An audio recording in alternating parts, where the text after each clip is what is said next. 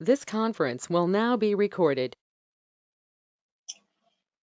अच्छा, तो कल हमने ये बात की थी कि अगर हमें दो टेबल से डेटा उठाना है, दो टेबल से क्यों उठाना है? क्योंकि जैसा हम लोगों ने बात किया था कि हमारे पास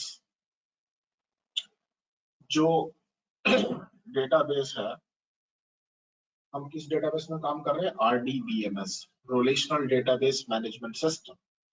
और रिलेशनल डेटाबेस मैनेजमेंट सिस्टम में हमने क्या किया था कि सारा डेटा हमारा टेबल्स के फॉर्म में जाता है और टेबल्स को हम ज्यादातर नॉर्मलाइज्ड फॉर्म में रखते हैं।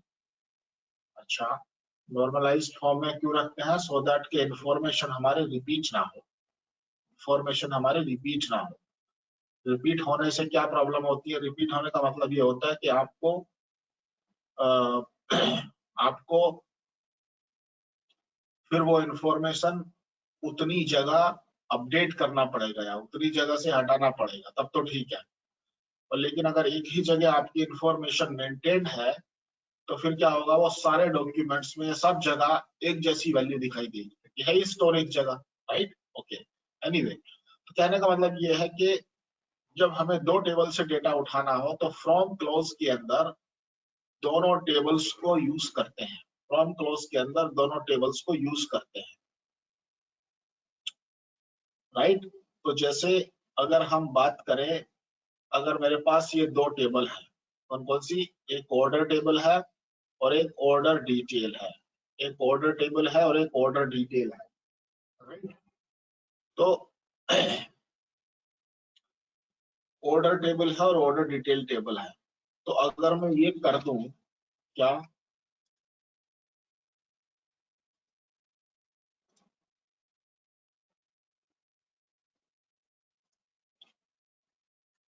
select star from order order, comma order order detail, तो ये क्या कर लेता है? आपस में ज्वाइन बना लेता है। तो क्या होगा? तो कितने रिकॉर्ड्स आएंगे? जैसा हमने डिस्कस किया था कि इसका हर रिकॉर्ड के कॉम्बिनेशन इसके हर एक के साथ होगा, यानी कि 5। तो इसमें दो रिकॉर्ड है, इसमें 5 रिकॉर्ड है, यानी कि 5 इसके हो जाएंगे, 5 इसके हो जाएंगे, यानी कि 10 रिकॉर्ड हो जाएंगे। यानी कि टोटल कितने रिकॉर्ड हो जाएंगे? 10 रिकॉर्ड। यानी कि रिकॉर्ड्स का मल्टीप्लीकेशन हो जाता है। मान लो इसके अंदर 10 रिकॉर्ड होते हैं, इसके अंदर भी 10 रिकॉर्ड होते हैं, तो कितना आ जाता? 10 ढाई 100 रिकॉर्ड।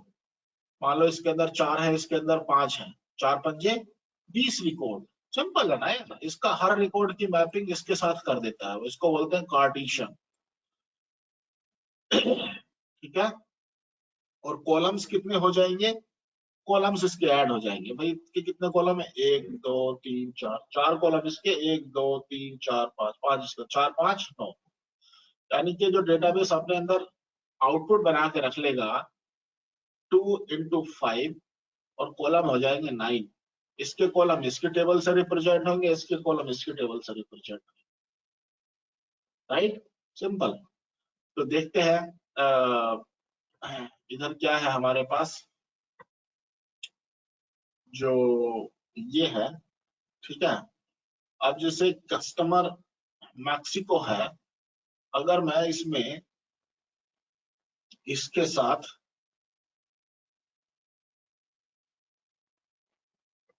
एम्प्लॉइज लिख दो, EMPLOYEES, एम्प्लॉइज,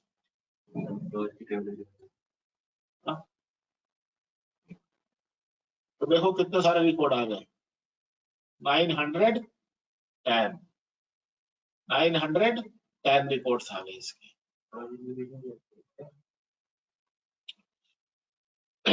पता नहीं इसने ऐसे क्या क्यों रखा हुआ है, वो बहुत सारे कॉलम्स हो गए होंगे ना आगे चल करके, तो समझ नहीं पाया कि क्या करूं। अच्छा, बट अब हम देखते हैं इसके अंदर कितने रिकॉर्ड्स थे।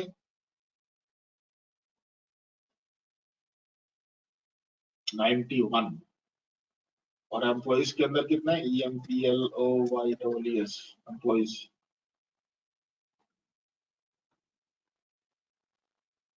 10, तो 91 इंटू 10 यानी कि 910 रिकॉर्ड हो गए।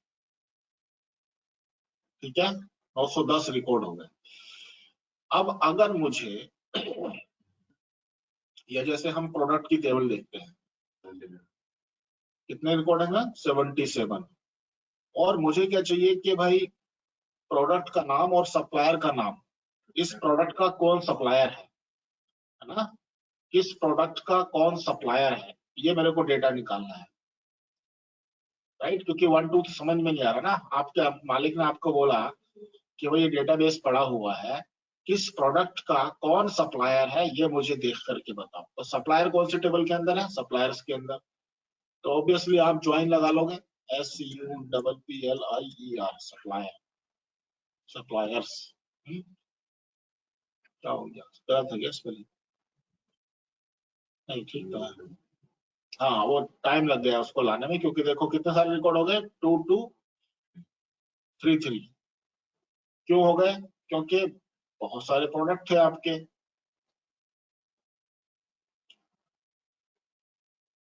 सतहत्तर प्रोडक्ट थे, राइट।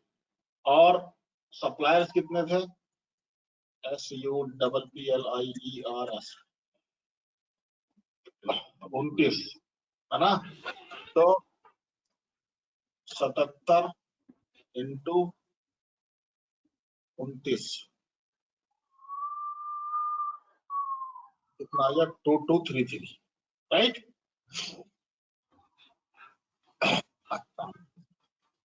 तो अब हमने क्या किया,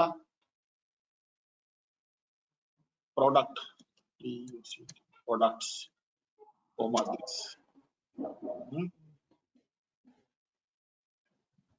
2233। फिर हमने क्या किया, वेयर PRODUCT, प्रोडक्ट का सप्लायर आईडी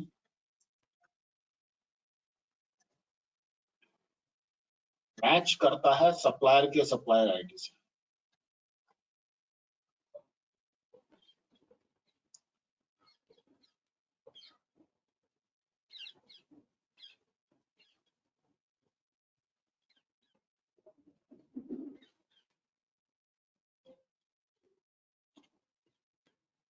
क्या कह रहे हैं? कुछ कॉलम का नाम गलत, उसमें कुछ और होगा, देखते हैं।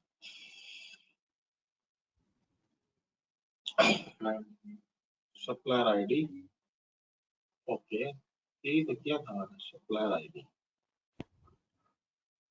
फिर क्या प्रॉब्लम है? SUPPLIERS, सप्लायर्स, इस प्रोडक्ट को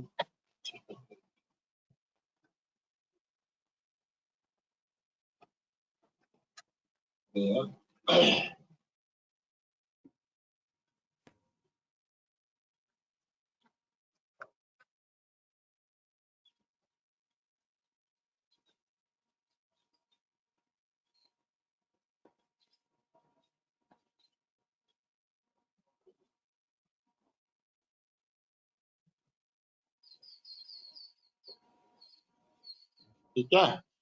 और यहाँ पे फिर हमने कर दिया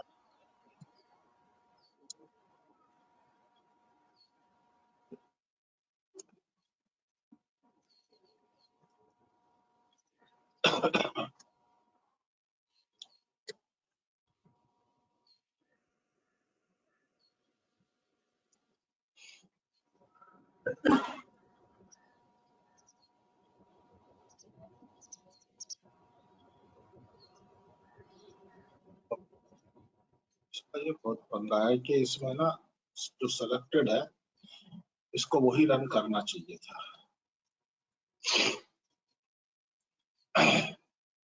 सप्लायर नेम, सप्लायर नेम तो है,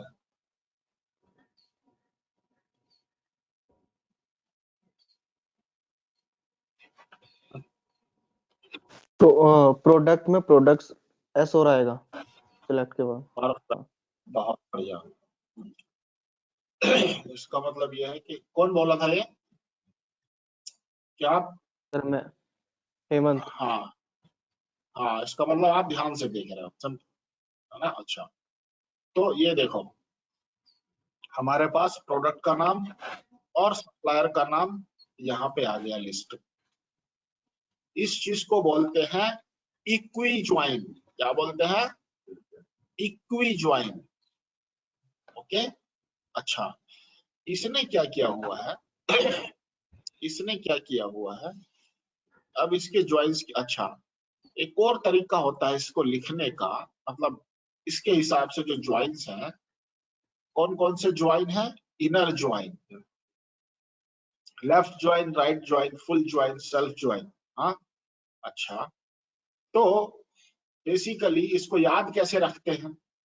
अच्छा, इसको हम ये भी लिख सकते हैं, चलो ज्वाइंस में चलते हैं। जैसे ये देखो, ऑर्डर्स है, right, inner joins with customer. अब इसकी रिक्वायरमेंट क्या थी कि ऑर्डर आईडी निकालो, कस्टमर का नाम निकालो और उसकी डेट निकालो, किस कस्टमर ने कौन सा ऑर्डर लिया है किस डेट में, ये इंफॉर्मेशन निकालो। तो ऑब्वियसली ऑर्डर्स के अंदर कस्टमर आईडी है, तो कस्टमर आईडी से तो किसी को समझ में नहीं आएगा, बाहर के आदमी को, उसको तो कस्टमर नेम से ही समझ में आएगा। इसका मतलब ये कस्टमर से ज्वाइन लगाना पड़ेगा। तो इसने क्या किया कि जो इनर ज्वाइन की डेफिनेशन है कि इनर ज्वाइन, इनर से ऐसे समझो कि इसके अंदर जाकर के देखो, इसके अंदर जाकर के देखो किस कॉलम के बेसिस पे कि इसका जो कस्टमर आईडी है, जो ऑर्डर्स का कस्टमर आईडी है, वो कस्टमर की टेबल में कस्टमर आईडी है कि नहीं, मतलब जो इसका इक्वल, मतलब ये ज्वाइंस हो, उस पे जा करके देखो। समझ गए? तो जैसे इक्वी ज्वाइन होता है वैसे ही इनर ज्वाइन होता है। ठीक है, जैसे ही इक्वी ज्वाइन होता है वैसे ही इनर ज्वाइन होता है। तो ये क्या कर रहा है यहाँ पे, राइट, कि बॉस इस ऑर्डर्स टेबल का इस टेबल के साथ ज्वाइन लगाओ ऑन दिस कॉलम। किस टेबल से ज्वाइन, किस कॉलम से ज्वाइन लगाना है? इस कॉलम से ज्वाइन लगाना है जो हमारा कॉमन कॉलम है। इसको आप ऐसे भी लिख सकते थे,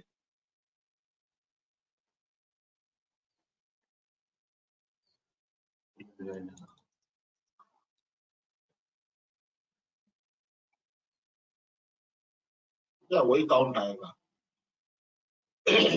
तो but to be very honest, ये प्रैक्टिस सबसे बढ़िया होती है जो इसने लिखा है।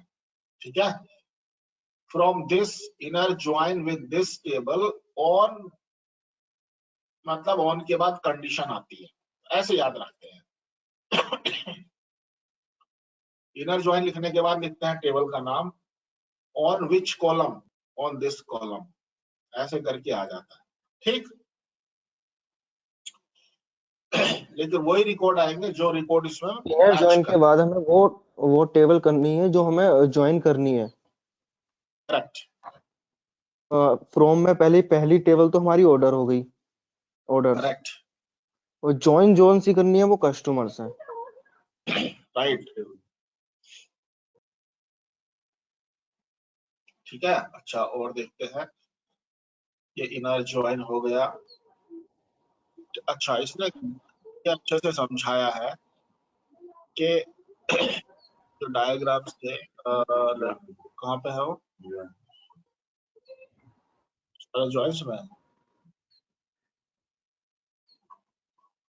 देखो। हाँ, ये जो डायग्राम्स है वो कहता है कि जब आप इनर ज्वाइन का ज्वाइन करते हो, जब आप इनर ज्वाइंस का ज्वाइन करते हो तो जो डेटा मैच कर रहा है, जो डेटा कॉमन है, वो आपको दिखाई देगा। ठीक है, मतलब जो टेबल 1 थी टेबल 2 से लगाया, तो जो अगर मान लो कुछ कस्टमर आईडी ऐसे थे जो कस्टमर टेबल के अंदर नहीं होंगे तो वो रिकॉर्ड फिल्टर हो जाएंगे। लेफ्ट ज्वाइन क्या कहता है? लेफ्ट ज्वाइन ये कहता है कि पहली वाली टेबल के तो सारे रिकॉर्ड ले आओ, लेकिन और जो दूसरी वाली टेबल है उसमें जो मैच हो रहा है सिर्फ वो ले आओ। लेफ्ट का उल्टा राइट हो जाता है, और फुल का मतलब इसके भी सारे ले आओ और इसके भी सारे ले आओ। अब इसका जो है एग्जाम्पल से समझना पड़ेगा कैसे। चलो इनर ज्वाइन तो आपने देख लिया, लेफ्ट ज्वाइन देखते हैं। इसका जो कहता है लेफ्ट ज्वाइन क्या कहता है कि बॉस, ये एग्जाम्पल दिया इसे, कस्टमर टेबल का ऑर्डर से कस्टमर आईडी के मतलब लेफ्ट ज्वाइन लगाओ कस्टमर आईडी का ऑर्डर आईडी से। अब इसको समझेंगे कैसे, समझते हैं अभी।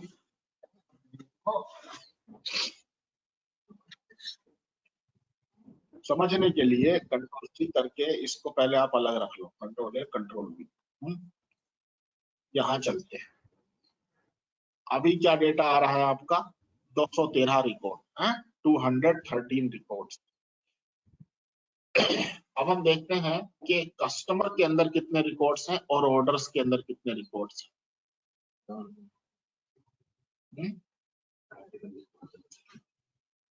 तो कस्टमर के अंदर कस्टमर ये रहा 91 रिकॉर्ड्स हैं और ऑर्डर्स के अंदर 196 रिकॉर्ड्स है ना। तो ऑर्डर्स के अंदर 196 रिकॉर्ड्स हैं और कस्टमर के अंदर 91 रिकॉर्ड्स। अच्छा एक चीज देखो जरा यहाँ पे, अगर मैं यहाँ पे ये कर दूं ORDERS ऑर्डर्स,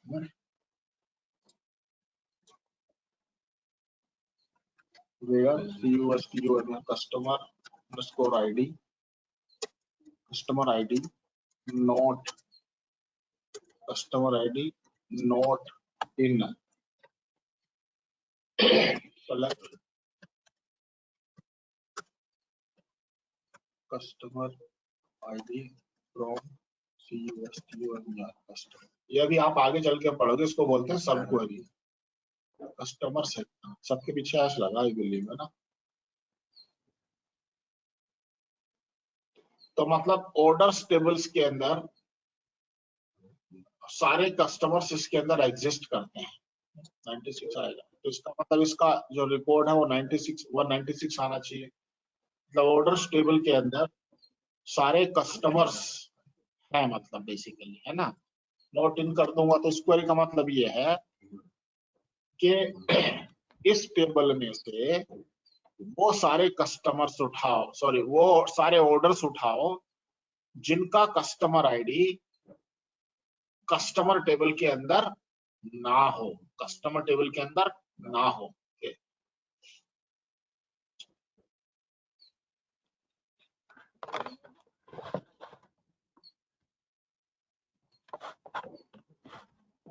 ठीक है, अब हम ये देखते हैं तो इसका मतलब एक ऑर्डर्स टेबल्स के अंदर जितने भी कस्टमर्स हैं, ध्यान से देखना, जितने भी कस्टमर्स सॉरी ऑर्डर्स के अंदर जितने भी ऑर्डर्स हैं, यानी कि उसके अंदर जितने भी, अब ऑर्डर तो किसी कस्टमर को जाता है राइट, तो वो सारे के सारे इसके अंदर हैं। लेकिन अगर मैं ये कहूं आपसे कि भाई मुझे ये बताओ ऐसे कस्टमर बताओ जिसका कोई भी ऑर्डर ना हो, क्या बताओ, ऐसे कस्टमर्स बताओ जिसका कोई भी ऑर्डर ना हो। Select star from CUSTOMERS customers where CUSTOMER customer ID not in select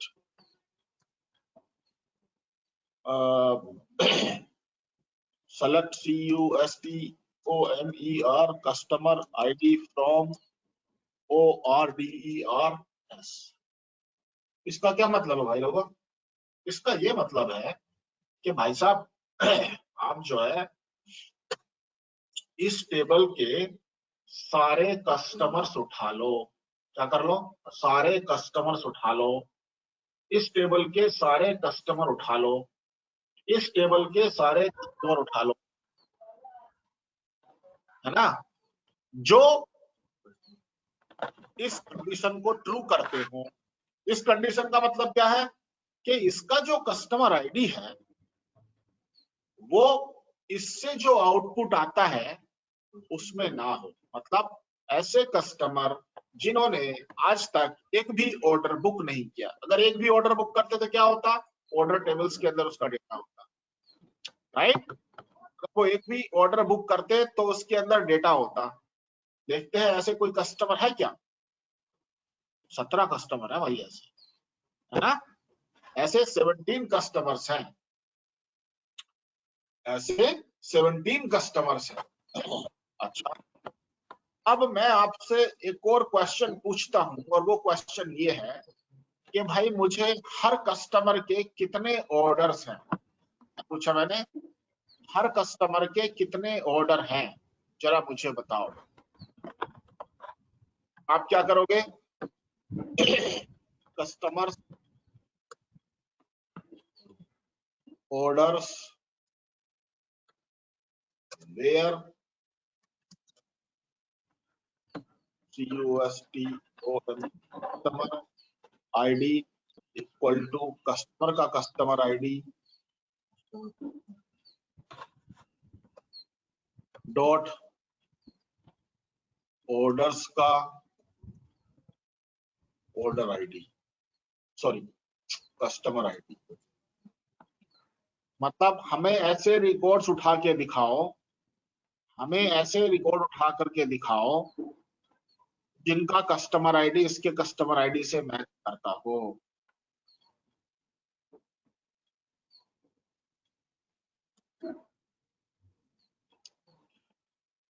ठीक है, तो यहाँ पे मैं लिखूंगा सी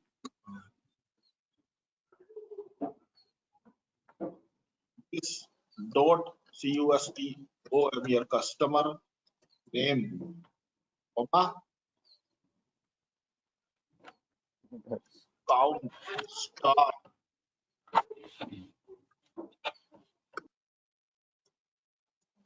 group by customers dot customer name. तो इसमें दिखा दे इस कस्टमर ने एक ऑर्डर बुक किया है, इस कस्टमर ने ये वाला किया है, ऐसा ऐसा। इसमें बस एक ही प्रॉब्लम है, जिस कस्टमर ने एक भी ऑर्डर बुक नहीं किया है उसका डेटा नहीं है भाई, एज ए, है ना। ये आंसर आपका कुछ हद तक ठीक है। कुछ हद तक कैसे ठीक है कि भाई ऐसे कस्टमर्स बताओ जिनका एक भी ऑर्डर, सॉरी, ऐसे कस्टमर बताओ जिनके, मतलब कस्टमर, हर कस्टमर के कितने ऑर्डर बुक हुए ये बताओ। ठीक है साहब, ये हो गए। लेकिन इसमें वो डेटा नहीं आया, कौन सा वाला, जिस कस्टमर का एक भी ऑर्डर नहीं है। अगर मेरा क्वेश्चन, अगर मैं क्वेश्चन को इस तरह से बोलूं कि सारे कस्टमर्स निकालो और किस कस्टमर ने कितने ऑर्डर बुक किए हैं उसके साथ वो भी काउंट दिखाओ, है ना। अब थोड़ा सा क्वेश्चन चेंज हो गया कि सारे कस्टमर्स निकालो और किस कस्टमर ने कितने ऑर्डर बुक किए हैं वो निकालो, तो काउंट बताओ। तो उस केस में मेरा क्या होना चाहिए, मान लो दीपांशु ने एक भी बुक नहीं किया और मैंने 2 बुक किए थे, तो मेरे 2 रिकॉर्ड आने चाहिए, और टेबल में 2 ही रिकॉर्ड थे, कस्टमर में तो 2 रिकॉर्ड आने चाहिए कि विनेश के 2 ऑर्डर हैं और दीपांशु के 0 ऑर्डर है। तो उस केस में ये है क्या ना, ये है इक्वी ज्वाइन, है ना। और इसको बाय डिफॉल्ट इनर ज्वाइन हो गया इसमें। अब हमें क्या करना है, लेफ्ट आउटर ज्वाइन बनाना है। लेफ्ट आउटर ज्वाइन मतलब कि अगर मैं ये कर दूं, हाँ देखो अब ये जो सीक्वल थी, इसको और देखते हैं। देख रहे हो, इसने क्या किया कि इस कस्टमर्स का लेफ्ट आउटर ज्वाइन लगाया बेस्ड ऑन दिस कॉलम। ठीक है, ऑर्डर बाई को बाद में देखना, राइट।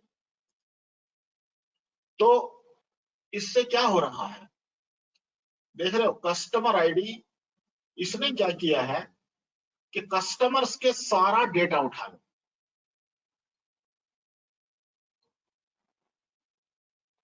कस्टमर कितने हैं हमारे, 91, ठीक है, कि कस्टमर तो सारे उठा लो, और चाहे ऑर्डर्स में ऑर्डर मतलब ऑर्डर हो या ना हो, तो उस केस में हम क्या करते हैं, लेफ्ट आउटर ज्वाइन का ज्वाइन करते हैं। मींस इस टेबल के सारे रिकॉर्ड्स, और दूसरी टेबल में अगर मिलता है तो उठा लो, नहीं मिलता है तो कोई बात नहीं, उस टेबल के जो कॉलम्स हैं उसमें नल रख दो। देख रहे हो आप, देख रहे हो ये क्यों आ रहा है इसके आगे नल, क्योंकि इस कस्टमर का एक भी ऑर्डर नहीं है, क्योंकि इसका, लेकिन हमने चूंकि लेफ्ट आउटर ज्वाइन लगाया, सॉरी लेफ्ट ज्वाइन लगाया था, हमने चूंकि लेफ्ट ज्वाइन लगाया था, तो इसलिए उसने इसको ऐसा करके दिखा दिया, समझ रहे, उसने इसको ऐसा करके दिखा दिया। देखो इसके 4-5 बार नाम आए हैं, क्यों आए हैं, क्योंकि इसके 4 ऑर्डर थे, राइट, जिसका एक भी ऑर्डर नहीं था उसका नल आ गया है। अब मैं क्या कर सकता हूं, अब देखो मैं क्या कर सकता हूं, इसकी जगह मैंने क्या किया, काउंट, सॉरी कंट्रोल चुना,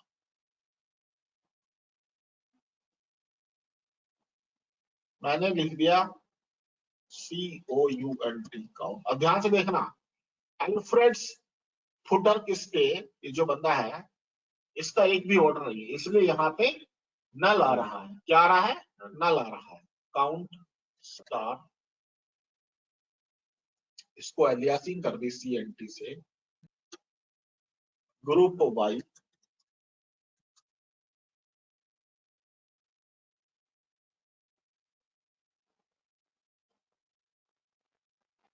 नाइनटी 91 रिकॉर्ड्स आने चाहिए, राइट, क्यों, क्योंकि आपके कस्टमर्स 91 है और आपने ग्रुपिंग कर डाली है ऑर्डर्स की, ऑर्डर नहीं दिखा रहे हो, लेकिन एक गड़बड़ है। हाँ बोलो, हाँ बहुत अच्छा क्वेश्चन भाई, इसका तो एक भी ऑर्डर नहीं था, इसने 1 कर दिया, क्योंकि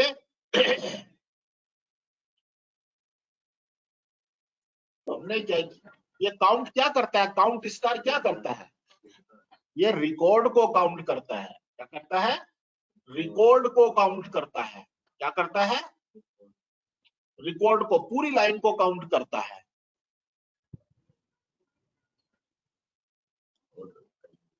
नल वैल्यू को काउंट नहीं करता, नल वैल्यू को काउंट नहीं करता।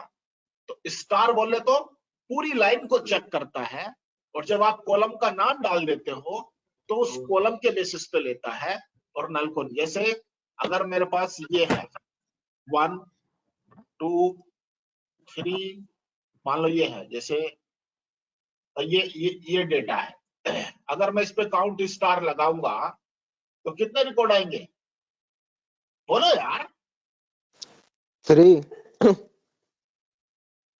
अगर मैं इस 3 टेबल पे आएंगे। ये 3 आएंगे, करेक्ट, वेरी गुड।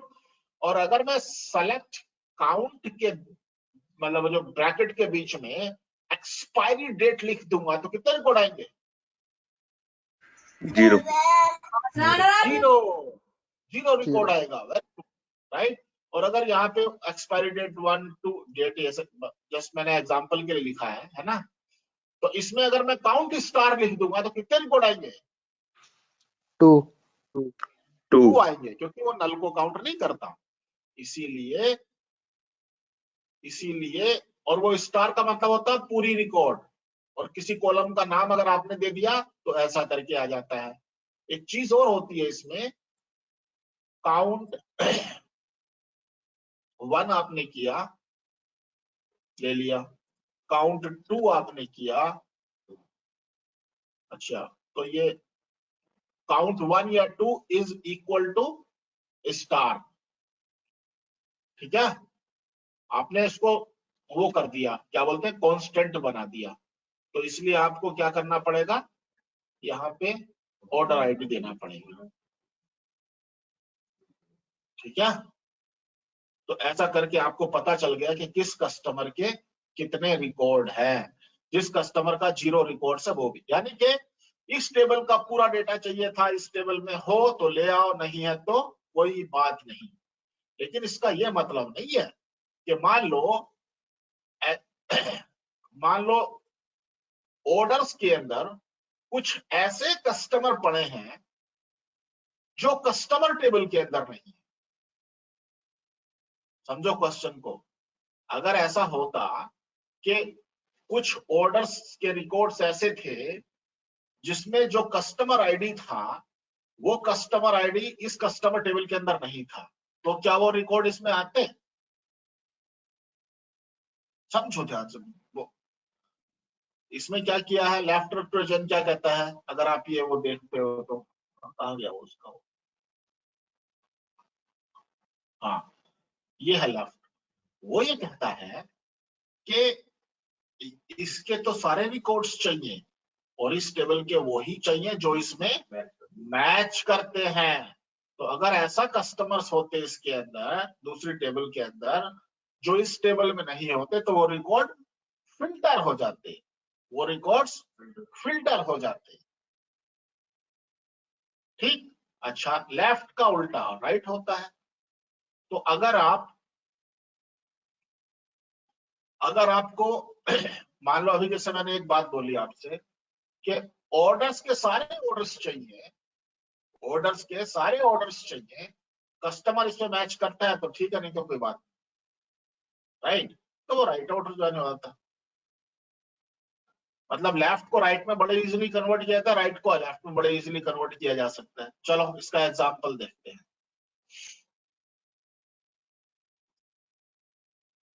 इतना बढ़िया एग्जांपल्स भी इसने बेचारे ने दिए, इतनी मेहनत की है W3 वाले ने आपको पढ़ाने के लिए, राइट। अच्छा, तो अगर हम बात करें इसकी,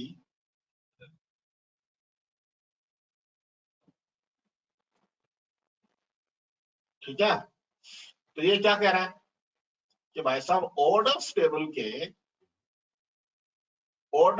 का एम्प्लॉय टेबल से राइट वाला ज्वाइन लगाओ। मतलब ये जो टेबल है, एम्प्लॉय के सारा डेटा आना चाहिए, ऑर्डर्स में जो मैच करता है बस वो ले लो। देखते हैं क्या डेटा आता है, देख रहे हो। इसको ना इधर रख लेते हैं पहले, control C, control A, control V. पहले एम्प्लॉय टेबल देखते हैं क्या करती है, पहले ऑर्डर्स देखते हैं, इसमें एम्प्लॉय का भी जिक्र होता है क्या? अच्छा, हाँ तो देखो ऑर्डर्स टेबल के अंदर एम्प्लॉइज भी है, एम्प्लॉय आईडी, मतलब कौन सा एम्प्लॉय ऑर्डर को बुक कर रहा था। तो जब आप दुकान पे जाते हो ना, रिलायंस पे या किसी और पे, जैसे कोई भी दुकान पे, तो आप सामान खरीद के लाते हो, तो वो अपना आईडी भी डालते हैं वहां पे उस ऑर्डर में, सो दैट कि अगर कुछ प्रॉब्लम होगी, मतलब प्रॉब्लम क्या, उनकी परफॉर्मेंस भी चेक की जाएगी ना, किसने कितना सामान बेचा, तो उसमें एम्प्लॉय आईडी भी आ रखा है। तो अब हम ये देखना चाहते हैं, है ना, जैसे रिलायंस स्टोर है, अगर कोई ऐसा कुछ करके कि भाई किस एम्प्लॉय ने कितना सामान बेचा, किस एम्प्लॉय ने कितने ऑर्डर बेचे, राइट। और ऑर्डर्स के अंदर भी है, अब जरूरी तो नहीं है कि सारे एम्प्लॉयज में बेचे हो, राइट। अच्छा, तो ये जो हमारी सीक्वल थी, ये क्या कर रही है, ये क्या कर रही है, ये सीक्वल ये कह रही है कि भाई साहब आप एक काम करो, सारे एम्प्लॉयज का डेटा ले आओ, अगर उसने ऑर्डर बेचा है तो ठीक है, नहीं तो कोई बात नहीं, राइट। देखते हैं। तो इसीलिए जब आपने ये जो किया ऐसा करके, तो इसमें कहीं पर नल नहीं आया,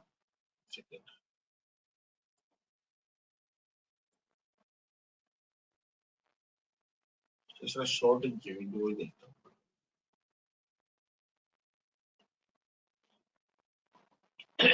देख रहे हो सारे, तो मतलब क्या हुआ कि अगर ये पहला एक ही रिकॉर्ड ऐसा है, ये जो एम्प्लॉय था एडम, ये कोई ऑर्डर नहीं बेच पाया, है ना।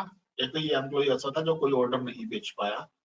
और अगर इसमें मुझे काउंट करना होता तो मैं क्या करता, इसकी जगह COUNT काउंट लगा दूंगा, और ये उठा के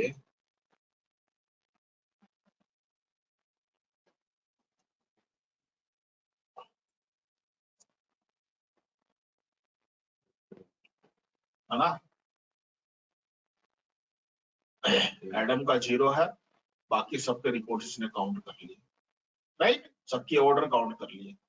सबसे ज्यादा किसने बेचे हैं? 40 बेचे हैं किसने? मार्गरेट ने, राइट। तो इसको इनाम मिलना चाहिए ना कि भाई इसने सबसे ज्यादा काम किया है। एनीवे, तो कहने का मतलब, अच्छा अब इसी को अगर मैं ये करता,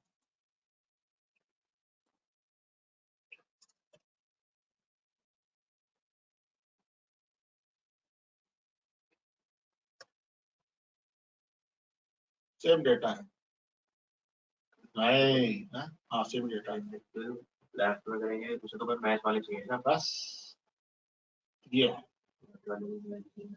देख रहे हो, इसी बंदे का एक 0 ही ऑर्डर है, क्यों? Left counter right, right counter left. अच्छा, अब उसने कहा फुल ज्वाइन। फुल का मतलब ये है कि इसके सारे रिकॉर्ड और इसके सारे रिकॉर्ड, लेकिन जो मैच कर रहे हैं वो एक ही बार आने चाहिए। जो मैच कर रहे हैं वो एक ही बार आने चाहिए, नहीं तो क्या होता भाई, मान लो 91 उसके थे और 217 उसके किसी दूसरे टेबल के, तो दोनों को जोड़ के नहीं आएंगे। जो रिकॉर्ड्स कॉमन है वो एक ही बार आने चाहिए, इसका ये मतलब है। सेल्फ ज्वाइन का क्या मतलब है? एक टेबल का अपने आप से ज्वाइन लगाना। अगर आप एलियासिंग कर देते हो तो वो टेबल दूसरी मानी जाती है, ठीक है। तो उसने अपने आप से ज्वाइन लगाया है, पढ़ के देखना आप अपने आप से, ठीक है। इसको मैं आपके ऊपर छोड़ रहा हूं। तो आपको क्या करना है कि, अच्छा टाइम हो गया बहुत,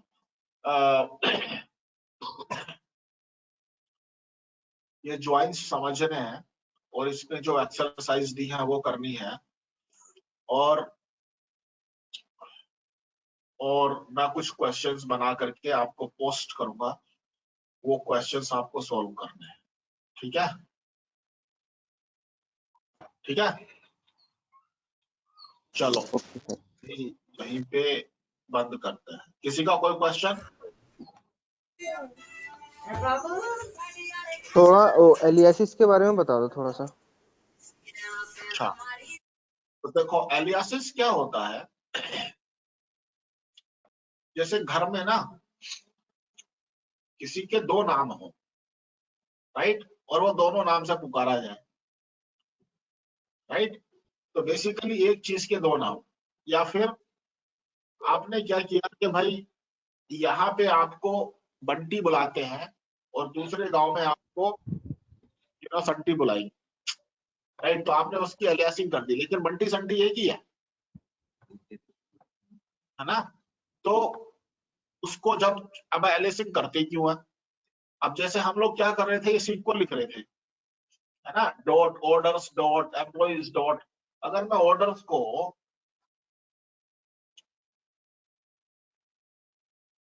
सीक्वल को थोड़ा सा आसान बनाने के लिए, इजी बनाने के लिए एलियासिंग यूज कर सकते हैं। जैसे ऑर्डर्स को ओ लिख दिया, एम्प्लॉइज को ई लिख दिया, राइट। तो ओ और ई लिखना थोड़ा सा जल्दी हो जाए, एक तो ये रीजन है, एक रीजन है ना। सब जगह ओ कर दिया, की जगह ई कर दिया, की जगह ई कर दिया, सीक्वल थोड़ी छोटी होगी, कोई गड़बड़ हो गया। एज नहीं आएगा क्या इसमें? As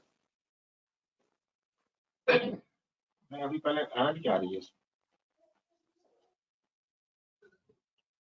could not prepare statement one right and full out of joy, मतलब ऑर्डर्स का ओ है, एम्प्लॉइज का ई है, right joins employees on O dot employee ID equal to this.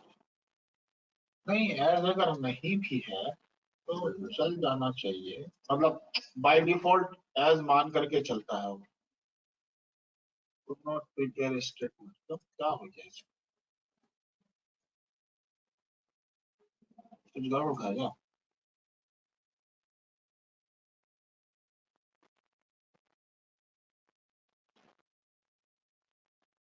private roads are not currently supported. What?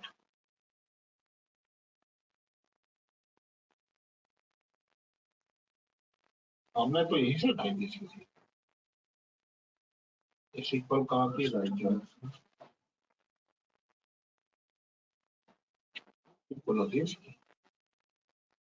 ओहो, हो सकता है कि हर किसी का ये विंडो दूसरा होगा, ऐसा क्या? तो होना तो नहीं चाहिए। एनीवे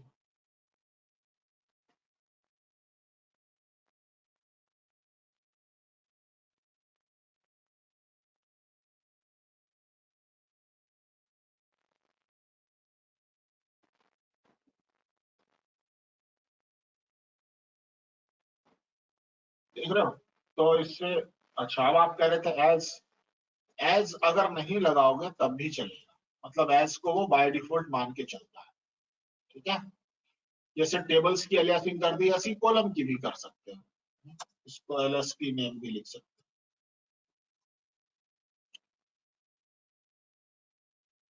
व्हाट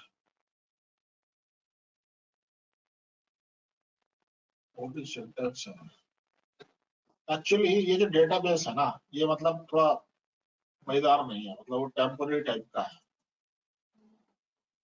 हाँ? देखो ये चलता है ऐसे, माना करेंगे इसे गड़बड़ है ये मतलब। ठीक है, मतलब बिना एज के भी चलता है, जरूर नहीं है कि हम एज लगाएं। ठीक है, तो ये होता है एलियासिंग। क्योंकि कई बार क्या होता है कि कॉलम का नाम समझ में नहीं आ रहा है, राइट? जब टेबल्स हम बनाते हैं ना तो पूरा नाम नहीं लिखते हैं, टेबल उसकी लेंथ की एक लिमिट होती है, जैसे ओरेकल में शायद 32 कैरेक्टर्स का ही हो सकता है, या 30 कैरेक्टर्स का, सॉरी।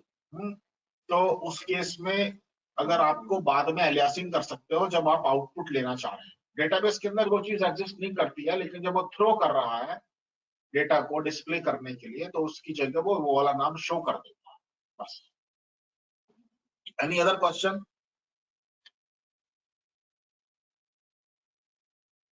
चलो मैं रिकॉर्डिंग शेयर कर दूंगा, बट पहले वो आप 18 क्वेश्चंस करो, फिर दिन में मैं कुछ और क्वेश्चंस पोस्ट करूंगा।